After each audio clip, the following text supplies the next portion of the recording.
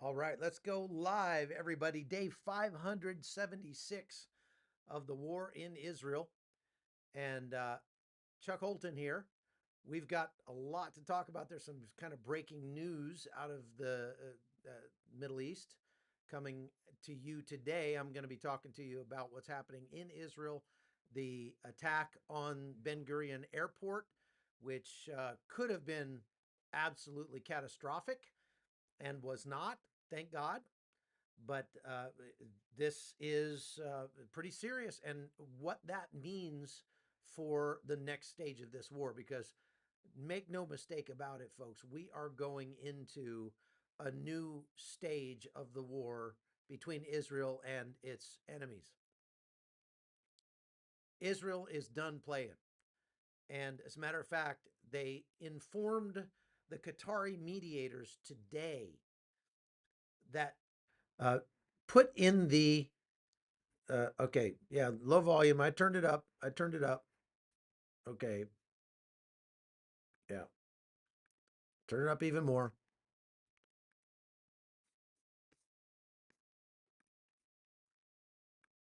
Why is the input volume so low? Hello, testing one, two.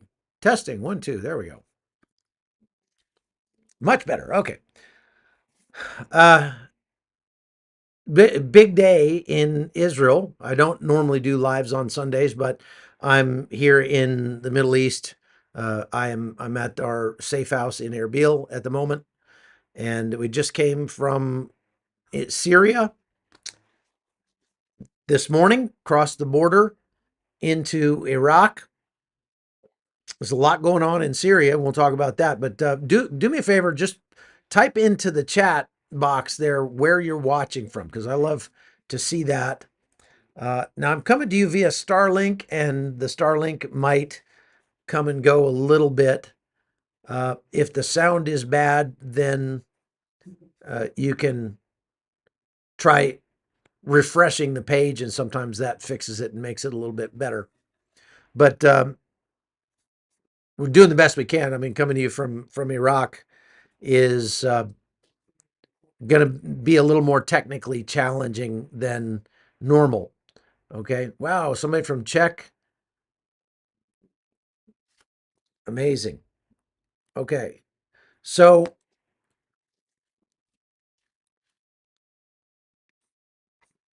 we're going to talk about the Houthi missile that struck Ben Gurion Airport. Let's start with that. As you know, the Houthis have fired hundreds of missiles and drones at Israel since the beginning of the war. Most of them have been a sideshow. I mean, they've not caused any damage. Most of them don't even make it into Israeli airspace. They are like shot down by Israeli aero systems often. They are falling out of the sky into places like Saudi Arabia and Jordan and uh, even Egypt. And when they do make it into Israeli airspace, they typically get shot down, intercepted, or they just fall in open areas. Well, today, for the first time, about 9 o'clock this morning, local time, a Houthi missile penetrated Israeli defenses, was not intercepted by the Iron Dome system. It did set off the alarms, though, so they knew it was coming, and they were unable to stop it. Now, the Iron Dome system is good, but it's not perfect. So that's the first thing you need to understand. Uh, the Iron Dome system catches maybe 99 out of 100. I saw one report that said that it has intercepted 26 of the last 27 missiles that have been fired at Israel. But also keep in mind that part of the system is to be able to track where it's going to land. And if it is going to land in an unpopulated area, then it doesn't intercept it at all. It just lets it go. In this case, the missile was aimed at Ben Gurion International Airport in Tel Aviv. Of course, that's a place I've been many times. It's a it's an airport, big wide open spaces, but the terminal was full. All of the air uh, airlines that had suspended their service at the beginning of the war have now resumed service to Israel, including American Airlines, United Airlines, Lufthansa, everybody. For a long time, if you wanted to fly in or out of Ben Gurion, you could only fly El Al and their budget airlines. They were the only ones that continued flying throughout the war. But now everybody's back to flying into Ben Gurion. So Ben Gurion was full. Now, the sirens did go off in many areas across uh, Israel. And when the sirens went off, then everybody runs for the shelters. Well, not surprisingly, more people have been injured running for the shelters than have been injured by missiles themselves. They fall down the stairs, people trip, people, have a heart attack from running, they run, whatever. Uh, just have panic attacks and anxiety. You can imagine living in a war zone for a year and a half would be pretty tough on you. So it's a it's not surprising that the only injuries that took place today were from people that tripped on the way to the air raid shelter. However, the missile that was fired today missed the terminal by 300 meters. And that is the hand of God, people. I mean, that if that missile had struck the terminal, you'd be looking at hundreds of people dead. Now, I did a little research into what missile they might have used because the Houthis are pretty far away from Israel, obviously. And so for them to fire missiles at Israel, they've got to fire missiles that have the range to get there. Those missiles typically come from Iran or are based off of missiles that came from Iran that are assembled in Yemen. Cruise missiles, and those have a range of up to 2,000 kilometers. That's about how far this one had to fly. It has a 450 kilogram warhead, so about 1,000-pound warhead, with the explosive force of half a ton of TNT. That's pretty massive. Excuse me. Uh,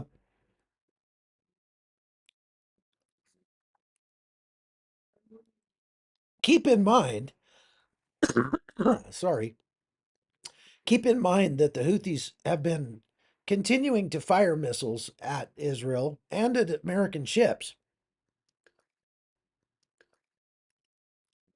even though the United States has been striking the Houthis every single day and striking them very hard for about 50 days now.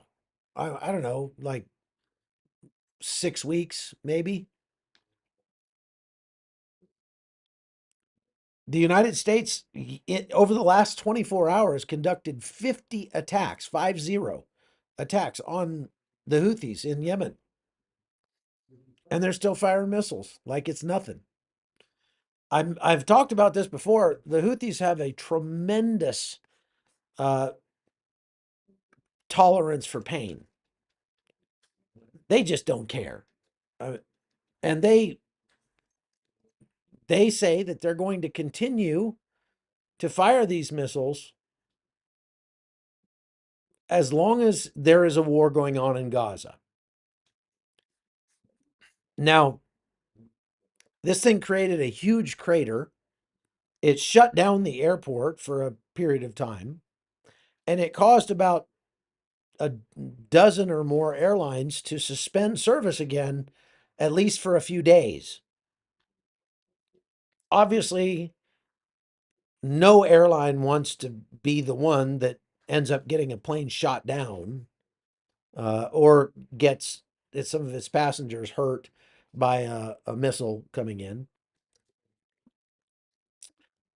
But let's talk for a minute about why Ben Gurion today, because if it landed 300 meters from the terminal with the explosive force of 2 tons of TNT, it would have probably blown all the windows out of the terminal at the very least. So I don't think it was one of those. Now there's a couple of other possibilities where the Houthis could modify a medium range ballistic missile heavily to get it to make it all the way to the airport, but that would mean that they'd have to reduce the payload, increase the fuel, and probably would not be all that accurate. So again, let's go talk about the accuracy uh, issue here. First of all, the missile, I think it was, if it was a Quds 4 missile, those things have an accuracy radius of uh, like 10 to 50 meters.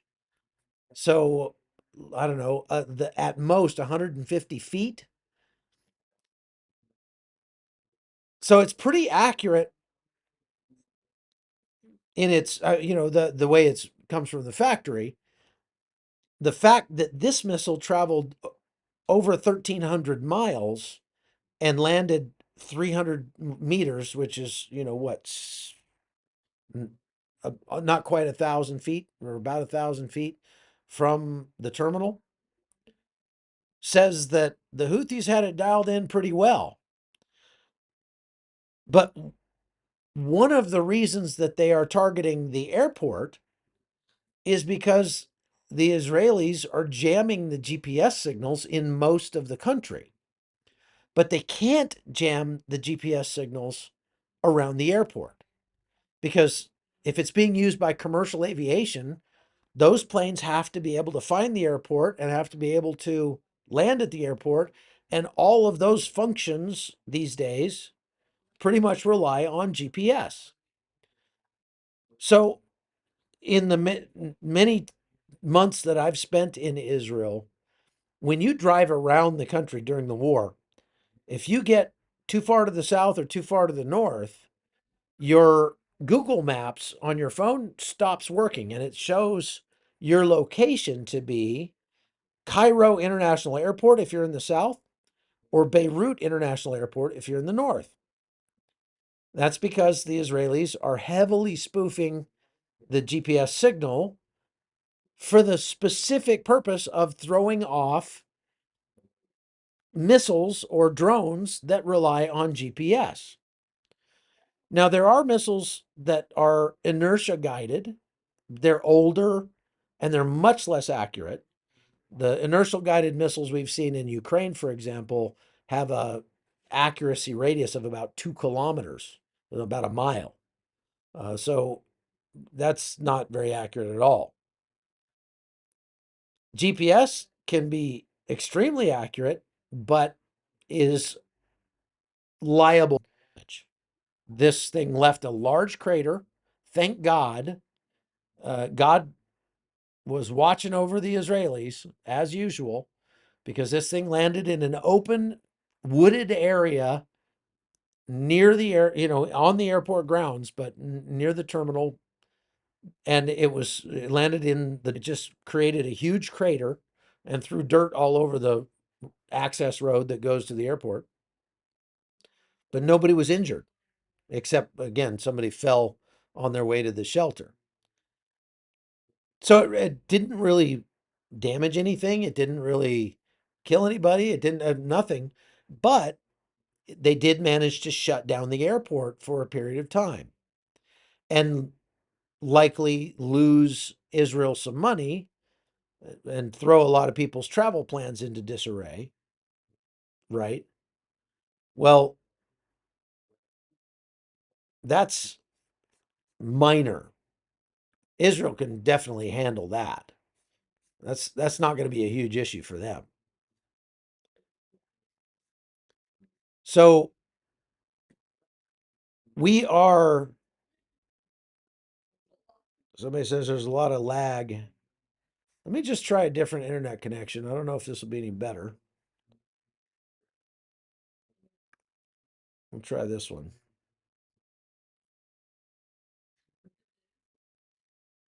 Are we back? We're not back. Oh, excellent connection. Okay. There we go. Okay. Well, folks, I'm doing the best I can here with the connection. There's not a lot of options in Iraq, believe it or not. So it's not surprising that there are some challenges with the connection. Sorry about that. Doing the best we can. Now, this if your audio and video is not synced up, or if the audio is laggy, or you got some problems like that, sometimes it helps to just refresh the page and bring it back up again. So now we got a better connection, so that's good. So if ships are bombing Houthis in Yemen because they're attacking the Red Sea, then how are they able to send missiles to Israeli airport? Well, because these missile launchers are on trucks, and since they're on trucks, they can be moved around. And since they can be moved around, they're kind of hard to strike because they fire the missile and then they move the launcher immediately.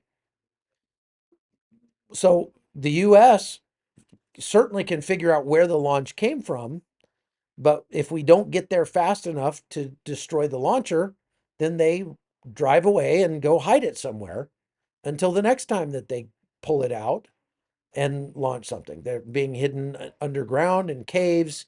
They have warehouses. And the U.S. is uh, striking all sorts of stuff around the country, but they're not carpet bombing. And maybe they should. Maybe they should be carpet bombing, but they're not.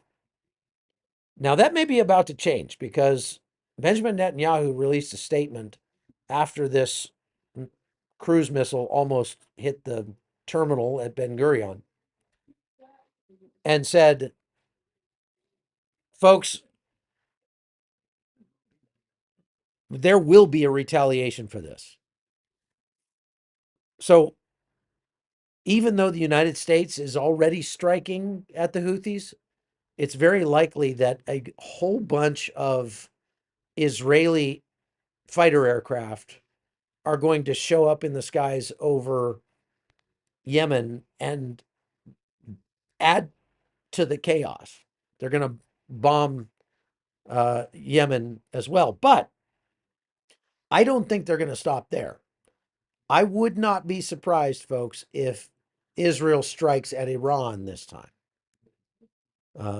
They're not going to let this stand. Their policy is, if you strike at Israel, we will strike back sevenfold. If you hurt us, we will hurt you 7 times worse. So we've already bombed the airport in Yemen, in Sana'a. We've already bombed the ports. We've already bombed the fuel depots. We've already bombed the arms warehouses. We've already bombed the presidential palace. We've already bombed the command and control headquarters. We've already taken out much of their power grid. What's left to bomb? Well, the Israelis are going to find something, and they're going to bomb it but good. Will that solve the problem with the Houthis? No, it won't. Only when we decide it's time to actually strike at Iran, and we have the will to strike Iran hard enough to unseat the government, will things actually change? The Houthis, like I said, you can blow up their whole country. They don't care. Their country is such a dung heap to begin with. All you're doing when you're bombing their country is rearranging the dung. And I mean, it's a giant dirt parking lot. What are you going to do to it? So there may at some point be a ground invasion in Yemen supported by the United States. Not the ground invasion won't be US troops, although we'll have advisors there. The ground invasion will be troops from the Yemeni government that is in exile, kind of in the south, to try to push the Houthis out. So there's going to be a lot of war and suffering in Yemen, most likely in the next, weeks or months. But the Yemenis are used to it. I mean, their lives are so bad at this point already that you're not going to. What's worse? You're already living in Yemen. How much worse could it be? I guess they're about to find out. But like I say, that won't solve the problem. The Yemenis or the Houthis are going to continue to make a nuisance of themselves until the United States and Israel make good on their promise to strike Iran directly. And they're going to have to hit Iran hard enough to actually overthrow the government, which is kind of unlikely. I don't think the United States has the strength of will to hit Iran hard enough to make the government crumble. Because to do that, we'd have to hit their fuel infrastructure, their power infrastructure, not just their military infrastructure. We'd have to hit their critical infrastructure, take out all the power in the whole country, take out their ability to refine and transport oil. Virtually all the oil they transport goes through one island in the south of Iran. We could blow that island up tomorrow. And Iran's oil industry would be kaput. So far, we have not shown the strength of will to do anything like that. And I kind of doubt that we will. I do think that we're going to end up dropping bombs on Iran. President Trump is trying very hard with these negotiations, as well he should. You want a president who's going to start with negotiations, but he sees that the negotiations are not going anywhere. So does the rest of the world. And so he's going to really start losing face. I mean, he made the threat against Iran March 17th. Okay, here we are in May. And there's been, and that threat was, I think I can read it here. Let's see if I have it up here. Trump's tweet said, "Let nobody be fooled. The hundreds of attacks being made by Houthis, the sinister mobsters and thugs based in Yemen who are hated by the Yemeni people, all emanate from and are created by Iran. Any further attack or retaliation by the Houthis will be met with great force, and there is no guarantee that that force will stop there. Iran has played the innocent victim of rogue terrorists from which they've lost control, but they haven't lost control. They're dictating every move, giving them the weapons, supplying them with money and highly sophisticated military equipment, and even so called intelligence. Every shot fired by the Houthis will be looked upon from this point forward as a shot being fired from the weapons and leadership of Iran, and Iran will be held responsible and suffer the consequences, and those consequences will be dire." That tweet came out March 17th. Here we are on May 4th. Has Iran suffered the consequences of Houthis' shenanigans? Nope, not yet. Now, Trump gave them 2 months to come to the negotiating table about getting rid of their nuclear program. And so far, the Iranians have been like, yeah, we're happy to talk, but there's no way we're getting rid of our nuclear program. That's a non starter. We're not going to even talk about that. So it's clear to anybody with 3 brain cells to rub together that these negotiations are going nowhere. And President Trump is going to have to put up or shut up. And after what happened today at Ben Gurion Airport, I think the Iranians might just do it themselves. Now, obviously, the Israelis are, I said Iranians, I meant Israelis. The Israelis are going to do it themselves. The Israelis are obviously getting a lot more support from the United States now than they were under Joe Biden, who would talk about support with this hand and pull in the reins with the other hand to try to stop Israel from doing what it needs to do to defend itself in Gaza and in Lebanon and everywhere else. Now, the United States is like, do what you got to do. And here's some weapons. We'll sell you whatever you need to get it to make it happen. The only thing that the United States has asked Israel to sort of, hold back on is striking directly at Iran at this point. Likely because President Trump wanted to let the negotiations run their course. Well, the clock is ticking, and the negotiations are not coming to fruition at all. So there's going to be some violence taking place inside Iran in the next days or weeks.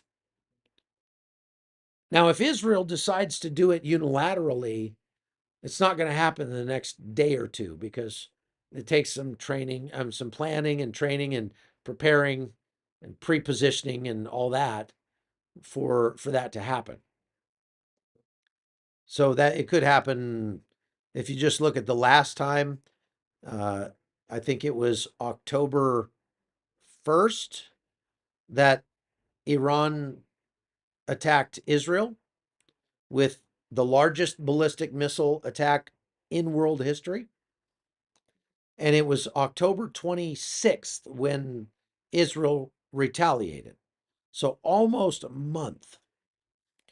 I think it'd probably be similar. Perhaps that time frame can get compressed somewhat because they've already been planning to do it. And maybe they're just sitting, they're all prepared and ready, and they're just waiting for the go signal. So this war is not winding down. I know a lot of people are kind of tired of it. We can tell that in just the viewership that we get when we talk about Israel, based on compared to what we got back at the beginning of the war, when everybody wanted to know about what was going on in Israel. We'd have 100,000 people watching. But the war is not winding down. It's ramping up. You now have the United States directly involved. We have U.S. troops on the ground in Israel, directly involved in helping to defend Israel. You have U.S. troops on the ground in Yemen, special forces, who are training Yemeni forces to try to push out the Houthis. We have the largest presence in the Red Sea and the Bab el-Mandab Straits and the Indian Ocean. And well, just say in the Middle East in general, that we have the largest deployment of troops there since the beginning of the war on terror, since 2003. we have dramatically ramped up our uh, supply flights over to the Middle East. And so the word is that the Israelis are calling up tens of thousands of reservists, like 40,000 reservists, for an increased campaign into Gaza. So I want to show you something. I've mentioned this once before. Folks, we got 34,000 people online. And so do me a favor and hit the like button. That helps a lot. Thank you for that $4.99. I appreciate that. My power just went out. But fortunately, I can run on battery. So we'll keep on rolling, and we just won't have a lot of light to do it with. Let's see if I can turn on my light here. And we'll operate by flashlight until the power comes back on. This happens on a fairly consistent basis here in Iraq. Not real stable power grid, as you can imagine. Thank you, Alta. Very kind of you. So, have we amassed sufficient forces in the area now to have the operation to Iran in Iran be successful? It's not a matter, Alta, of having enough forces there. Yes, we have enough forces to successfully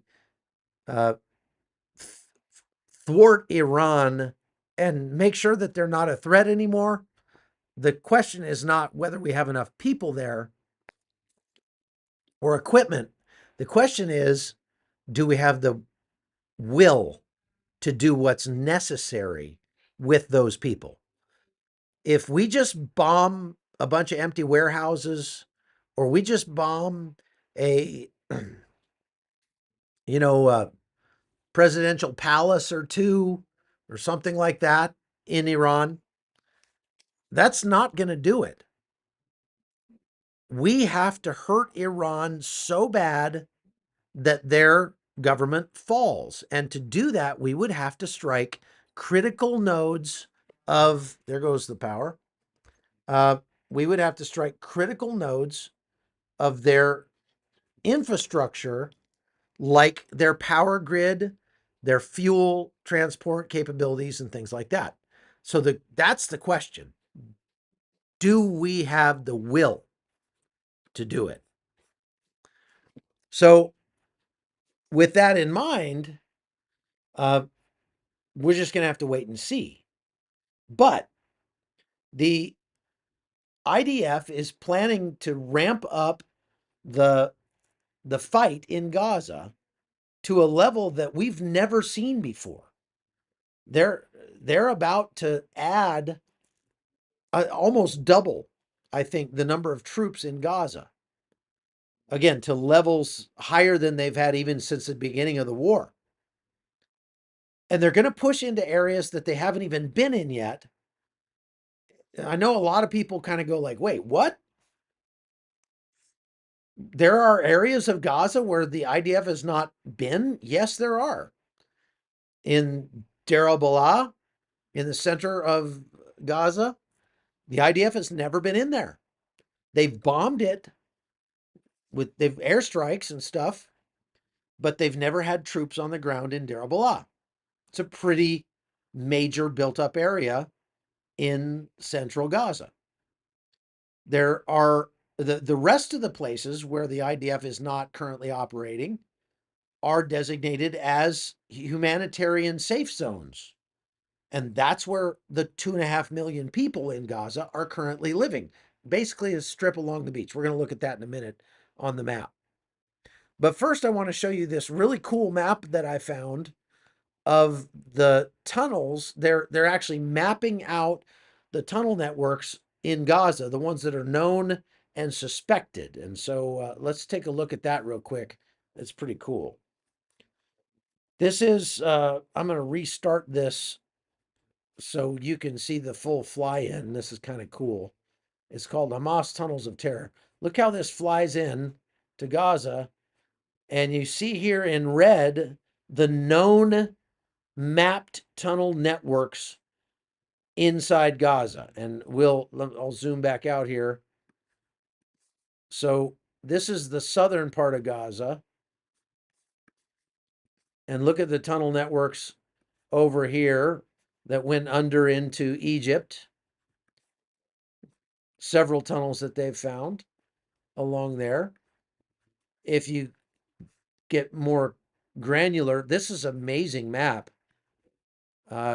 You can see some suspected tunnels. Let's see if I can find, these are tunnel entrances here. So we'll zoom back out again and go up here to like Gaza City. Now, there are a whole lot more than just what's in red. As you know, we've been told the number of tunnels in Gaza is unknown. They found over 5,700 tunnel entrances and those are embedded in homes, mosques, hospitals, schools, everything. So Hamas weaponized the civilian infrastructure in Gaza, and the entirety of Gaza is a giant Hamas military base. This is the northern border with Israel. You can see a bunch of tunnels they had here. So the red ones, I believe, are ones that have been destroyed, found and destroyed, or like these ones, they must have closed the entrance and maybe not destroyed the whole tunnel. But in talking to IDF soldiers that have been in Gaza, they will tell you no matter where you go in Gaza, any place you put your foot, there is likely a tunnel underneath you. So this is pretty striking when you really start to drill down and look at this. But Deir al-Balah is right here. And you can see it's a very built up area. I like this map. It's a real clean, easy to read map. Look at all the streets there. The IDF has not been in there with troops on the ground yet, and they're about to be. Now, I can tell you why I think they haven't been in there yet is because they know where some of the hostages are being held, and they're trying to keep the hostages alive. So they don't want the hostages to get murdered. They've had that problem in the past. And so they're intentionally avoiding areas. But that's about to change. Like I said, Israel announced to Qatar that they would no longer be needing their services as far as mediating a ceasefire anymore. They're not interested in talking about a ceasefire anymore. They're calling in they're going to keep adding troops until they get their 57 remaining hostages back, or however many they've got. KP1 asks, what state could we compare the size of Gaza to in the U.S.? It's actually much smaller than any state. It's the size of Philadelphia. Like the entirety of Gaza is the size of the city of Philadelphia. But, and that makes it sound smaller than it is. You know, 2.5 million people is, I don't know what the population is of Philadelphia, but probably at least 2.5 million. So the IDF is getting ready to send in the troops, send in a whole lot more than they've been sending so far. And you're about to see the fighting really ramp up in Gaza. Now, part of the reason that they're doing that is because they're not getting the pushback from the United States government. The Trump administration is saying, do what you got to do. So they cut off aid. Hamas is not able to weaponize any new aid. They still have a lot of aid that they are weaponizing. So right now, Hamas is intentionally starving its people in Gaza in order to try to get to get sympathy from the rest of the world and antipathy against Israel. 1.5 million in Philly, KP1 says. Okay, thank you for looking that up. So anyway, the area, the land area is about the size of Philadelphia, right? Now, Israel says they are going into Gaza and they're going to have to go into the areas that are designated as humanitarian safe zones because that's where Hamas is hiding. Obviously, the news coming out since the beginning of the war by the mainstream media is every day, even now, if you look on the Associated Press or MSNBC or CNN, the only stories you're going to read are about Israel dropping bombs on schools and hospitals in Gaza and killing civilians. But just remember, every single civilian death in Gaza is the fault of Hamas. Every single one. There's no way that you can blame this on Israel. I mean, you can try, but you're just making a fool of yourself. Because Israel didn't start this. They don't want this to go on. If Hamas gives up, the war's over. If Israel gives up, Israel is over. That's the difference. So,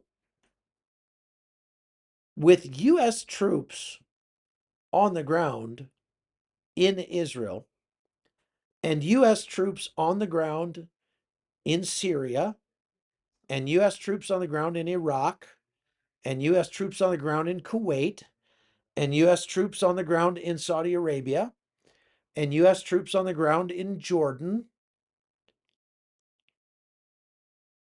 Qatar, the UAE, Bahrain, Diego Garcia. Does this look like the United States is directly at war to you? That's I want you to answer in the chat.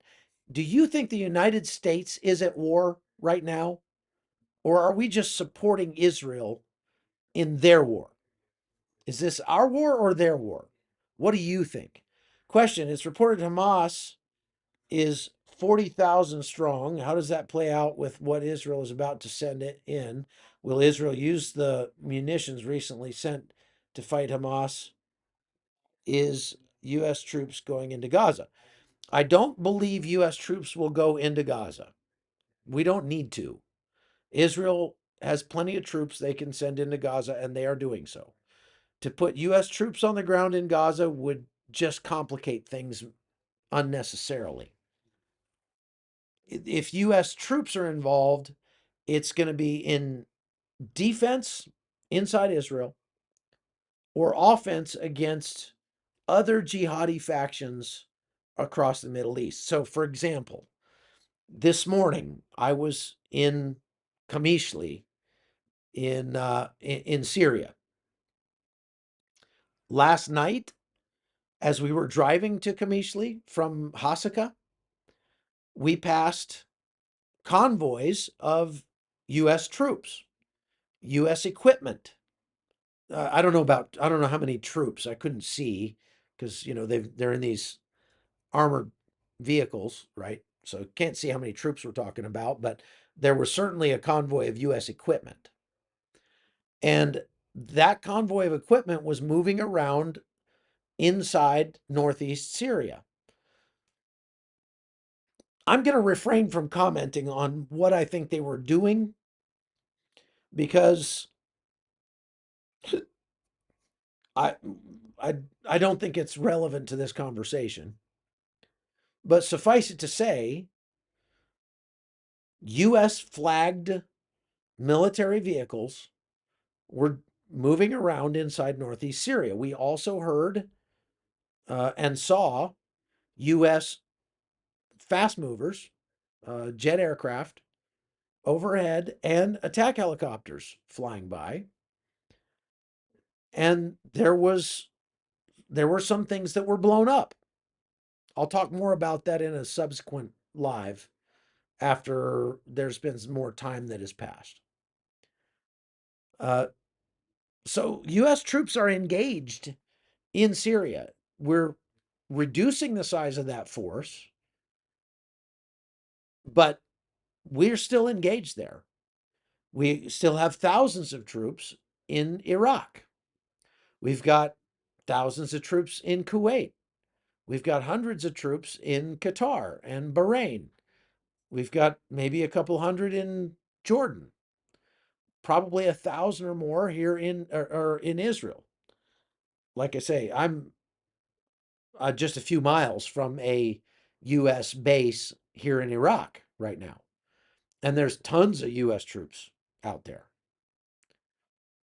I think most Americans have kind of forgotten about that, forgotten that we have so many of our men and women in uniform still deployed across the Middle East. So I wanted to see what your answers were saying. Um, their war, defund Israel, okay, or defend Israel. Is that defund or defend? You said defund, so I'm going to remove your comment, AG.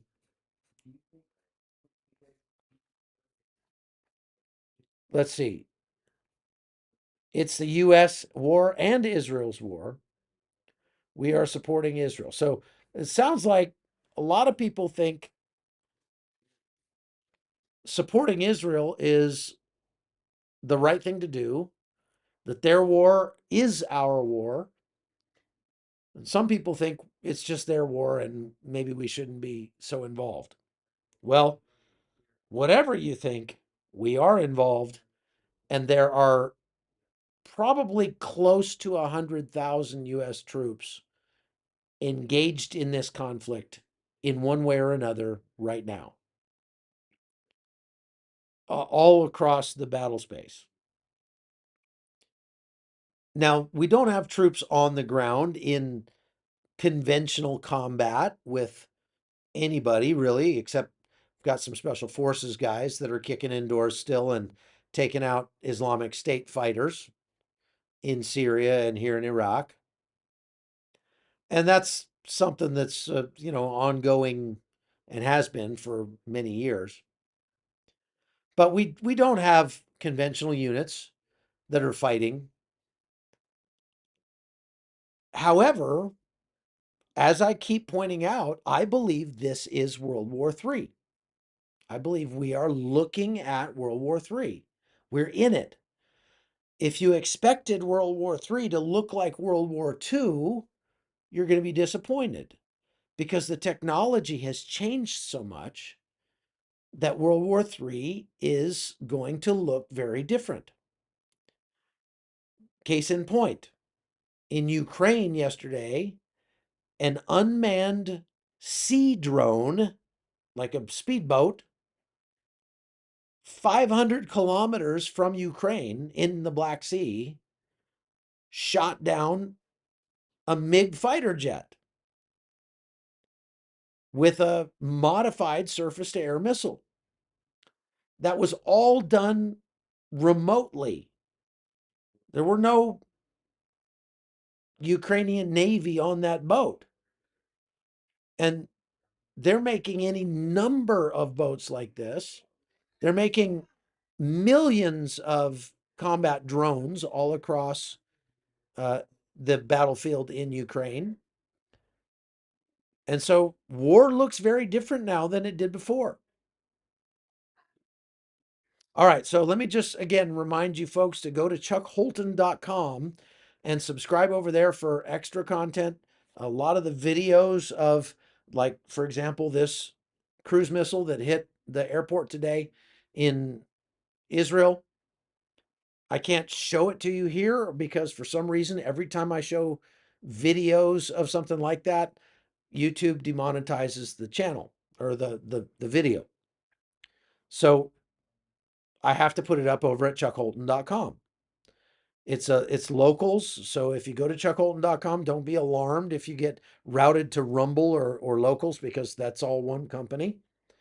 And it's kind of like Patreon or one of those where you can sign up to support my work for $9 a month, or you can just be a subscriber and get extra content that way. But we are putting up a lot of stuff for supporters only nowadays. And I think it's worth it to, if you used to pay a couple $100 a month for cable and you've cut the cable and you just have Netflix and Amazon Prime now, well, if you like this content, you find yourself watching the Hot Zone on a regular basis, maybe think about tossing me a couple of bucks over there, because we use that money to try to help people around the world wherever I go. So on this trip in Syria, we have been helping people that have been displaced, people whose family have been murdered by the Islamic State or by HTS or by, all the different competing jihadi factions over there. Syria is a mess, folks. Take it from somebody that just spent a week there. Syria is a mess. And it's not getting better. The world, the Europeans, what a bunch of those people. It just boggles the mind, the the poor understanding of how the real world works that is displayed by so many European leaders and even American leaders at times. It's just mind-boggling to me. But the European Union leaders are lining up to congratulate al-Shara, or al-Jalani, whatever you want to call him, the new interim leader of Syria, as if he's the second coming of Abraham Lincoln or James Madison. Well, he's not. You can put a jihadi in a suit and he's still a jihadi. And that guy, al-Shara, he's never going to be the president of Syria, at least not democratically elected president of Syria, because even though Sunnis make up about 60% of the population in Syria, and he's a Sunni, a lot of people don't like him. And a lot of people do not want Sharia law in Syria. Syrians under Bashar al Assad, you can say what you want about him as being a monster, which he was. But what we heard from people on the ground in Syria over the last week is that, at least under Bashar al Assad, yes, he would grab people and throw them in prison and they'd never be seen again. But it was a progressive Muslim culture because Assad was an Alawite. So the women didn't have to cover their heads. Things were integrated. It was a much more sort of westernized culture than it has become since December. Because when al Shara took over and HTS now has control of the majority of the country, they've now required women to be segregated on public transport, in the mosques, and places like that. They have to be completely covered. They have to wear the burqa, et cetera, et cetera. And many, if not all, the people that we talked to over the last week in Syria said, if HTS pushes into our area where we are now, we're going to flee. So if you want to see another massive wave of forced migration out of Syria into Europe and the United States and elsewhere, just let al Shara take over the rest of the country. Now, the Kurds are never going to allow that to happen. The Kurds don't trust al Shara because he's ISIS. And they don't want, I mean, they've been fighting ISIS for the last 10 years. There's no way they're going to submit to ISIS. I mean, they might be able to be conquered if the United States doesn't back them up, but they're not going to submit to ISIS at all. We talked to people yesterday whose family was murdered by the Islamic State. And those people, they have a hard time forgiving. Let's put it that way. So I've tried to join. Still shown as joined. Okay, good. Just looking real quick to see if we have any questions.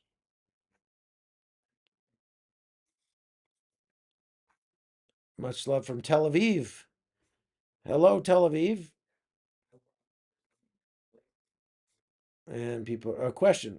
What are your thoughts on Trump's plan to develop Gaza into a resort?